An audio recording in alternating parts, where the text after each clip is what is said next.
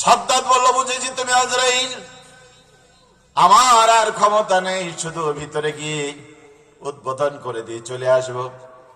মালাকুল মউত আজরাইল বললেন, শোনো, ভিতরে গিয়ে উদ্বোধন করা তো দূরের কথা, ঘোড়ার পিঠ থেকে নামবা সেই সময় পর্যন্ত হবে না। যতটুক সময় ছিল তর্ক করে কাটিয়ে দিয়েছ, আর তোমার সময় নাই। চার বাহিনীর প্রধান বলল, ম্যাডাম, বক্তব্য তো দূরের কথা, লিখিত বক্তব্য দূরের কথা, রান্না করা খাবার খাবেন, গোস্ত পোলাও খাবেন, সেই সময় আমাদের হাতে নাই। রান্না করা খাবার রেখে চলে যাওয়া লেগেছে, বলেন ঠিক কি না? কে করেছেন? অসংখ্য গণিত দিন তোমার পেটুয়া বাহিনী দিনের দায়রা রোজা রেখে ইফতার করতে বসেছে, ইফতার টেবিল থেকে তুলে মেরে ঠ্যাং ভেঙে দিয়েছে, আয়না ঘরে বন্দি রেখে দিনের পর দিন খেতে দাও নাই, মানুষের মুখের খাবার কেড়ে খেয়েছো, আল্লাহ তোমার খাবার কেড়ে নিয়েছে, বলে ঠিক কিনা? প্রিয় ভাইরা আমার, মায়েরা বোনেরা, আল্লাহ পাক বলছে, ওয়ালতাকুম মিনকুম উম্মাতুন ইয়াদউনা ইলাল খায়র, তোমাদের মধ্যে একটা দল থাকতে হবে মানুষকে যারা কল্যাণের দিকে ডাকবে। কিসের দিকে? কিসের দিকে? কল্যাণ হলো ইসলাম, কল্যাণ হলো আল্লাহ, কল্যাণ হলো নবী, কল্যাণ হলো কোরআন। ইয়ামুরুনা বিল মারুফ ওয়া ইয়ানহাউনা আনিল মুনকার, ভালো কাজের আদেশ করবে, অন্যায় থেকে ফিরাবে। ওয়া উলাইকা হুমুল মুফলিহুন, আল্লাহর কোরআন বলছে তারাই সফল কাম। মায়েরা বোনেরা আছেন, আজ পারিবারিক জীবনে আমাদের অশান্তি আছে না নাই? অশান্তির মূল কারণ হলো আমরা কোরআন মানি না, ইসলাম মানি না। ইসলামের যতটুকু বায়ান আমরা করেছি, একতরফা বায়ান করতে গিয়ে আমাদের মায়েরা ঠকে গিয়েছে। আপনারা পিতামাতার খেদমত শুনেছেন, স্বামী স্ত্রীর খেদমতের কথা শুনেন নাই। যত আজ হয় কি হয়? পিতামাতার খেদমতের কথা হয়। স্বামী স্ত্রী দাম্পত্য জীবনের কলহের কারণগুলি এদেশের ওলামায়ে কেরাম সাহস করে বলেও না, বলার পরিবেশ হয়তো পায় না, কি ঠিক না? আপনাদেরকে একটা প্রশ্ন করি তো, স্ত্রী আগে না মা আগে? আবার প্রশ্ন করি, স্ত্রী আগে না মা আগে? সবাই একমত? প্রিয় ভাইরা, এটাই আমাদের ধারণা, মা আগে। এই পৃথিবীর প্রথম সৃষ্টির নাম কি? আদম। প্রথম সৃষ্টি। দ্বিতীয় জন হাওয়া, মা না স্ত্রী? হাওয়া মা না স্ত্রী? বন্ধুরা আমার, এই পৃথিবীর প্রথম সৃষ্টি মা নয়, প্রথম সৃষ্টি হলো স্ত্রী, ঠিক কিনা বলেন? আর স্ত্রীর জন্ম হয়েছে দুনিয়ায় না জান্নাতে? দুনিয়ার সব মা জন্মগ্রহণ করেছে দুনিয়ায়, কিন্তু স্ত্রীর জন্ম হয়েছে জান্নাতে, পড়েন আলহামদুলিল্লাহ। ছেলে মেয়ে, মা বোন, ভাই বোন, আত্মীয় স্বজন, সবাই সৃষ্টি হয়েছে রক্তের সম্পর্কে। কিসের সম্পর্কে? রক্ত হয় দেহ থেকে, দেহ হলো মাটি থেকে, এজন্য দেহ মাটির সাথে মিলিয়ে যাবে, মা বোন, ভাই বোন, আত্মীয় স্বজনের সম্পর্ক নষ্ট হয়ে যাবে। কিন্তু বন্ধু, স্ত্রীকে আল্লাহ তাআলা মাটি থেকে, দেহ থেকে তৈরি করেন নাই, স্ত্রীকে তৈরি করেছেন আদমের বাম পাশের হাড় থেকে। তার মানে স্ত্রীর সম্পর্ক হলো আত্মার সম্পর্ক। আত্মা হলো আল্লাহর তৈরি, মানুষ মরে যাবে, আত্মার মরণ হবে না, স্বামী স্ত্রীর সম্পর্ক ছিন্ন হবে না, পড়েন আলহামদুলিল্লাহ। এই সমাজে অনেক সময় আমরা ভুল করি। কোরআন বলছে, হুন্না লিবাসুল লাকুম ওয়া আনতুম লিবাসুল লাহুন্না, স্ত্রী তোমাদের পোশাক, তোমরা তাদের পোশাক। পোশাকের কথা কেন বললেন? এই মোবাইলটা আমার সব সময় সাথে থাকে, চশমাটাও সাথে থাকে, ঘড়িটাও থাকে। কখনো কখনো আমরা মোবাইল ভুলে যাই, চশমা ভুলে যাই, ঘড়ি ভুলে যাই, মোটরসাইকেলের চাবি নিতে ভুলে যায়। আপনারা কি কখনো শুনেছেন একটা মানুষ বাইরে গেছে, লুঙ্গি নিতে ভুলে গেছে? লুঙ্গি নিতে ভুলেন আপনারা? আল্লাহর উদাহরণটা দেখেন, তারা তোমাদের পোশাক, তোমরা তাদের পোশাক। পোশাক যেমন একটা মানুষের ইজ্জত আবরু ঢেকে রাখে, স্ত্রী মানুষের চরিত্রকে ঢেকে রাখে, স্বামী তার স্ত্রীর চরিত্রকে সংরক্ষণ করে, ঠিক কিনা বলেন? পোশাক ছাড়া যেমন বাইরে যাওয়া যায় না, স্ত্রীকে বাদ দিয়ে স্বামী নয়, স্বামীকে বাদ দিয়ে স্ত্রী নয়। বন্ধুরে আবার, মা মায়ের জায়গায়, বাবা বাবার জায়গায়, স্ত্রী স্ত্রীর জায়গায়। আল্লাহ পাক বলছেন, স্ত্রীর ভিতরে তোমাদের জন্য আমি প্রশান্তি রেখেছি, স্ত্রীর ভিতরে তোমাদের আমি মানসিক শান্তি রেখেছি। আল্লাহ পাক হযরত আদম আলাইহিস সালামকে সৃষ্টি করলেন, চতুর্দিকে অসংখ্য নাজ ও নিয়ামত, কিন্তু আদম আলাইহিস সালামের মনে কোনো শান্তি নাই। মনটা কেন জানান জানান চান করে, কি না পাওয়ার বেদনা তারে ধাওয়া করে, মুখ খুলে বলতেও পারে না। আল্লাহ অন্তরের খবর জানে না, জানে না। আদম আলাইহিস সালাম ঘুমিয়ে আছে, জিবরাইলকে ডেকে বলেন, যাও জিবরাইল, আমার আদমের বাম পাশ থেকে নরম একটা হাড্ডি বের করে হাওয়ারে তৈরি করে দাও। আদম আলাইহিস সালাম চোখ খুলে দেখলেন, ষোড়শী সন্নতি বিশ্ব সুন্দরী একটা মেয়ে তার পাশে শুয়ে রয়েছে। দেখার সাথে সাথে মনের অশান্তি দূর হয়ে গেছে, বলেন আল্লাহু আকবার। আদম আলাইহিস সালাম হাত বাড়ালেন, আল্লাহ পাক বলেন, আদম, তোমার জন্য আমি সৃষ্টি করেছি, তবে কিছু নিয়ম নীতি আছে, এই নিয়ম নীতি না মেনে তার দিকে হাত বাড়ানো যাবে না, ঠিক কিনা বলেন? আমার ভাইয়ের টাকা আছে সোনালী ব্যাংকে, আর আমার ভাইয়ের টাকা আছে অগ্রণী ব্যাংকে। ভাই আমার চেক নিয়ে 5 লক্ষ টাকা বের করে 1000 টাকার নোট, 500 টাকার নোট গুলি গুনছে আর গুনছে, উল্টায় উল্টায় দেখছে। আমার ভাই ওই টাকাগুলি দেখে হাত সুসুর করছে, হারে যদি একবার দেখতে পেতাম, যদি একবার টাকাগুলি উল্টাতে পেতাম, কতই না মজা হতো। বলেন তো, এই টাকা এখানে যদি হাত দেয় মায়ের খাবে না, খাবে না? এই টাকা দেখে যদি আপনার ভালো লাগে, আপনি চলে যান আপনার ব্যাংকে, আপনিও চেক দেন, আপনিও নোট নিয়ে আসেন। সোনালী ব্যাংকের 500 টাকা, অগ্রণী ব্যাংকের 500 টাকা, এই 500 নোটের ভিতরে কোনো পার্থক্য আছে নাকি? এই টাকাগুলির মালিক উনি, ওই ব্যাংকের টাকার মালিক আপনি। আল্লাহ পাক নারীদেরকে সৃষ্টি করেছেন, রাস্তাঘাটে দেখে আপনার মন খারাপ হয়, রাস্তাঘাটে দেখে আপনার মেজাজ খারাপ হয়ে যায়। নবী আমার বলে, ঘরে যাও, ঘরে তোমার বৈধ একই জিনিস, এই 500 টাকার নোট দেখে তোমার যেমন মন ভালো হয়ে খারাপ লেগেছিল, তোমার ঘরেও 500 টাকা, ওইটা যখন দেখবা তোমার মনের প্রশান্তি চলে আসবে, বলেন ঠিক কিনা? মায়ের কাছে সব বলা যায় না, বাবার কাছে সব বলা যায় না, ছেলের কাছে সব বলা যায় না। এই পৃথিবীর 2 জন বিশ্বস্ত বন্ধু, জীবনের সব কথা বলা যায়, একজন তার নাম আল্লাহ, আর এই পৃথিবীতে জীবনের সব কথা বলা যায়, তার নাম হলো স্ত্রী, বলেন ঠিক কিনা? প্রিয় ভাইয়েরা, মায়েরা, মা বোনদের উদ্দেশ্য বলি, মায়েরা, মা তো মা, মায়ের বিকল্প নাই, মায়ের বিরুদ্ধে কোনো কথা আমাদের বলা চলবে না। কিন্তু এই পৃথিবীতে কত মায়ের আছে, ও তো বউ ছিল কতদিন আগে, যখন বউ থাকে তখন শাশুড়ির কথা ভাবে না, শাশুড়ি যখন হয় বউয়ের কথা ভাবে না, ঠিক কিনা বলেন? একই দিনে মেয়েরও বিয়ে হয়েছে, ছেলেরও বিয়ে হয়েছে, এরকম হয় না?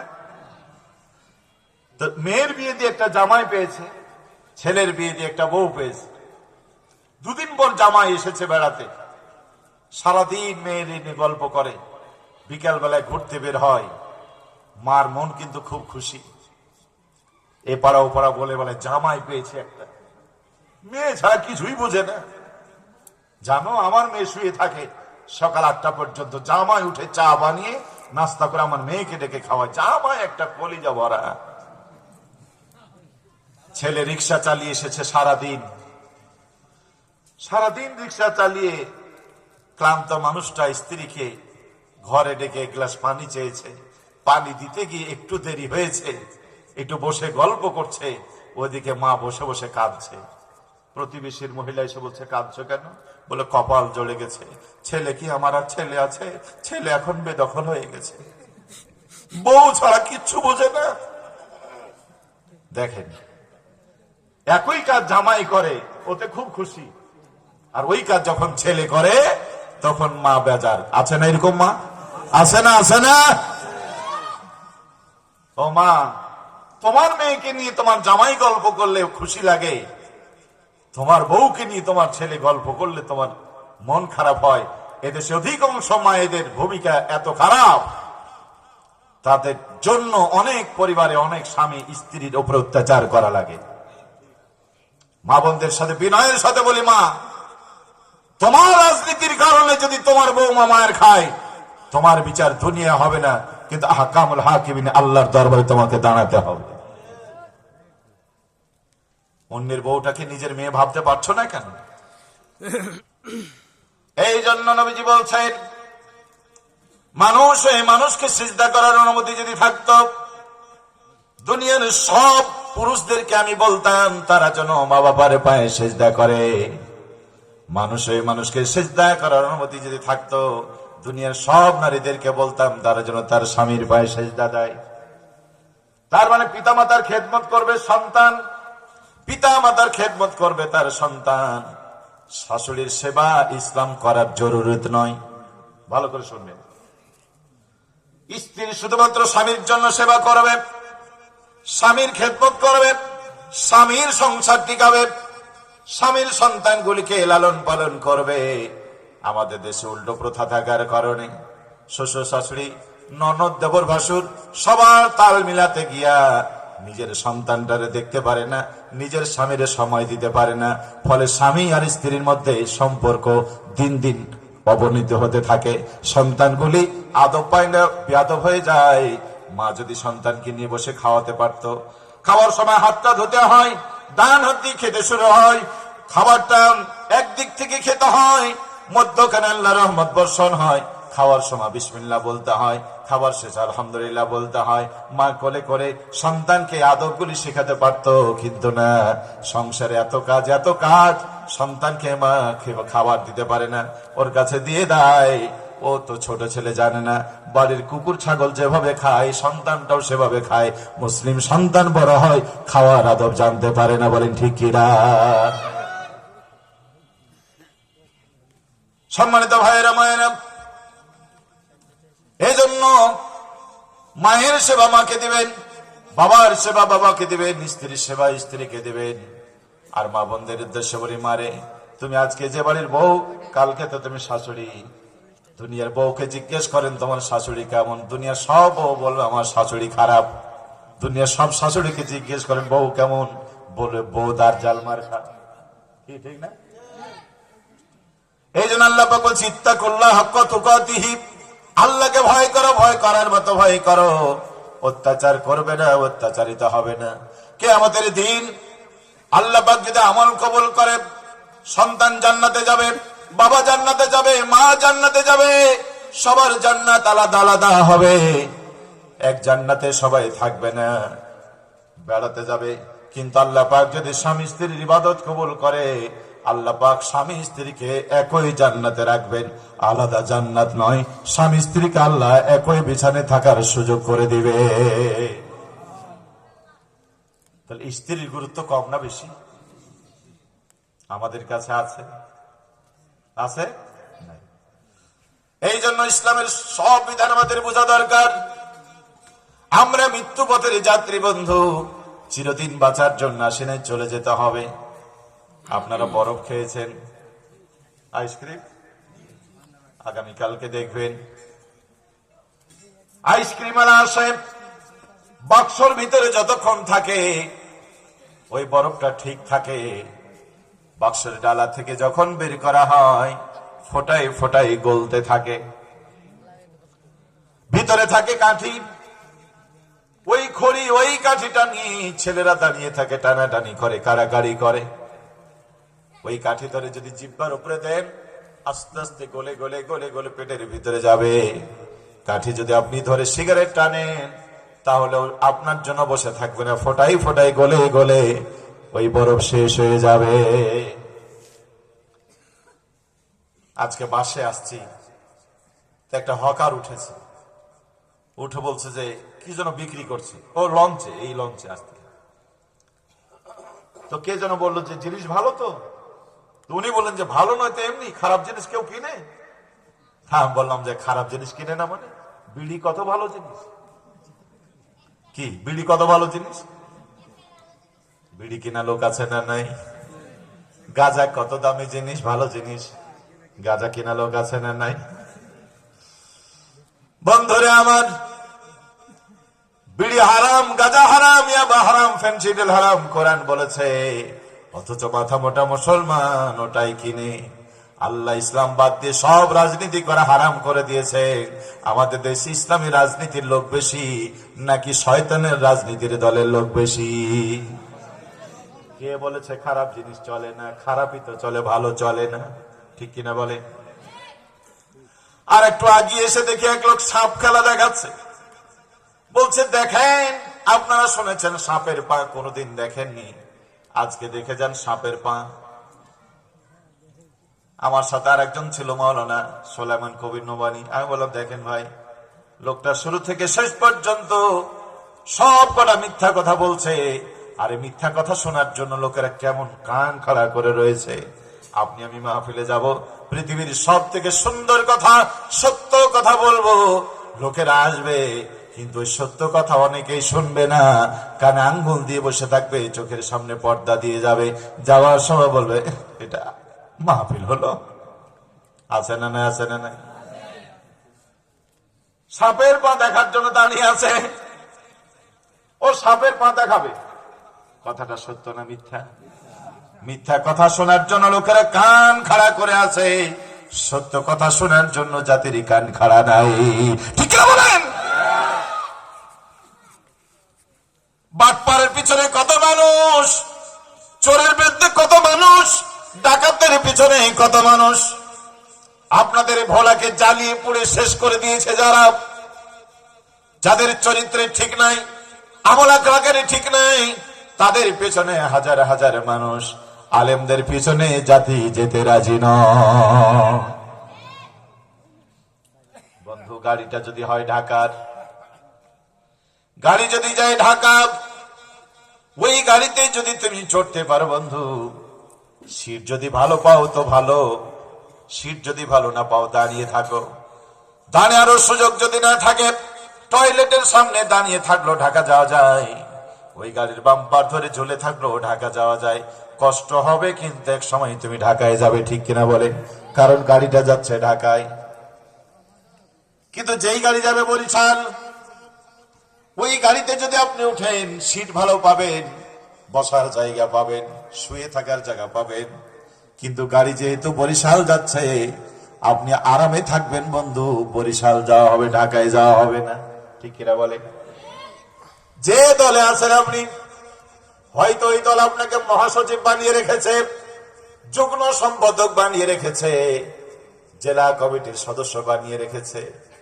ইসলামের দলে আসলে বন্ধু হয়তো এত বড় চেয়ার পাবেন না, কিন্তু ইসলামের দলে যদি আপনি কর্মীও হয়ে থাকেন, নবী আপনি হওয়ার সুযোগ নাই, সাহাবী আপনার হওয়ার সুযোগ নাই, আপনি বড় আলেম হতে পারবেন না, সাইদি হতে পারবেন না, আল্লামা শফি হতে পারবেন না।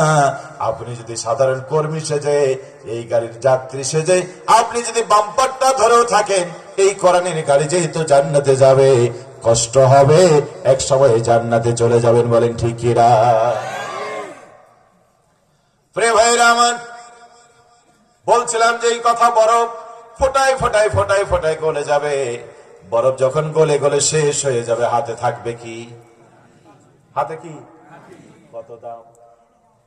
কত দাম এই কাঠের? কত দাম? বরফ। আমার ভাই মাওলানা আব্দুল হক, দেহটা হলো তার কাঠি, হায়াত হলো তার বরফ। এই দেহের সাথে হায়াতের বরফটা আছে বলে এই কাঠির এত মূল্য। এসে বসছিলেন নিচে, কমিটির লোক ওনাকে জোর করে ধরে এনে বসিয়েছেন সভাপতির আসনে।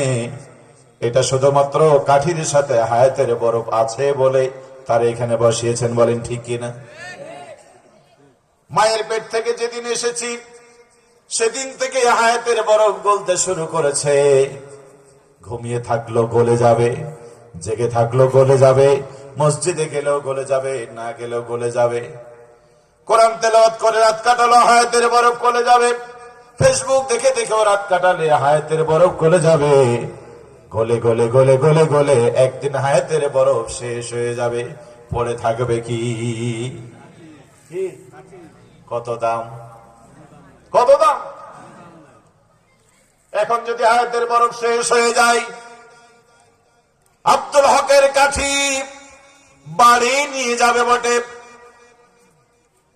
কিন্তু ওই ঘরে না, যে ঘরে তিনি 40 বছর থেকেছেন ওই বিছানায় নয়, যে বিছানায় তিনি 40 বছর থেকেছেন ওই বালিশ থাকবে বাড়িতে, ওই বালিশ মাথার নিচে দেবে না বন্ধু।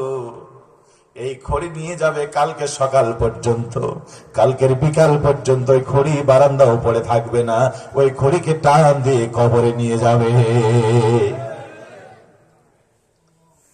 যাবেন কোথায়, যাচ্ছেন কোথায়? কোরআন হাদিস তো বলেইছে, আধুনিক বিজ্ঞান কবরের উপরে গবেষণা চালিয়ে বলছে মানুষকে যখন কবর দেওয়া হয় মাত্র 6 দিন, কয় দিন? 6 দিন পরে হাত পায়ের নখগুলি খসে যায়। ও মায়েরা বোনেরা, যেই চুলের পিছনে তোমার এত সময়, স্বামীর এত টাকা, এত সাবান, এত শ্যাম্পু, এত প্রসাধনী, যেই চুলকে নিয়ে তোমার এত আনন্দ, আধুনিক বিজ্ঞান বলছে কবরে যেদিন যাবা 9 দিন পরে চুলগুলি আপন মনে খুলে খুলে পড়ে যাবে। এই পেটে একটু ব্যথা করলে ডাক্তারের কাছে যাও, রাতের বেলা একটু পেট ব্যথা করলে দৌড়াও, ছেলেরা ডাকেন, মায়েরা ডাকেন, স্ত্রীরা ডাকেন, মরে গেলাম বাঁচবো না। বিজ্ঞান বলছে মাটি যেদিন দেওয়া হয় 17 দিন পরে পেটটা ফেটে যায়, পোকা মাকড়ের খাবার হয়ে যায়। আল্লাহু আকবার। 60 দিন যেতে না যেতে শরীরের সব গোস্তগুলি খুলে খুলে পড়ে একটা কঙ্কাল পড়ে থাকে। 90 দিন যেতে না যেতে হাড়ের সব জোড়গুলি খুলে আলাদা হয়ে যায়। 6 দিন পরে নখ খসে যাবে, 9 দিন পরে চুল। 6 দিন পরে নখ খসে যাবে, 9 দিন পরে চুল। কবর গাহের সামানা নিতে কইরো না কেউ ভুল, কবর জায়গা ভালো নয়, আমল দিয়ে কবর গৃহ সাজিয়ে নিতে হয়। 17 দিন পরে পেট ফেটে পোকার খাদ্য হবে, 60 দিন পরে গোস্ত রবে না, কঙ্কাল পড়ে রবে। 90 দিন পরে হাড়গুলো সব আলাদা হয়ে রয়, কবর জায়গা ভালো নয়, আমল দিয়ে কবর গৃহ সাজিয়ে নিতে হয়। জোরে বলেন ঠিক কিনা? ওই দিন সামনে না পিছনে? আরো জোরে বলেন সামনে না পিছনে? লোকেরা বলে ইয়া লাইতানি কাদ্দামতু লিহায়াতি, ইয়া লাইতানি কুনতু তুরাবা। মাটির সাথে যদি মিশে যেতাম, আগেই যদি কিছু করতাম। আল্লাহ একবার সুযোগ দাও, একবার দুনিয়ায় পাঠাও, এবার যদি যেতে পারি।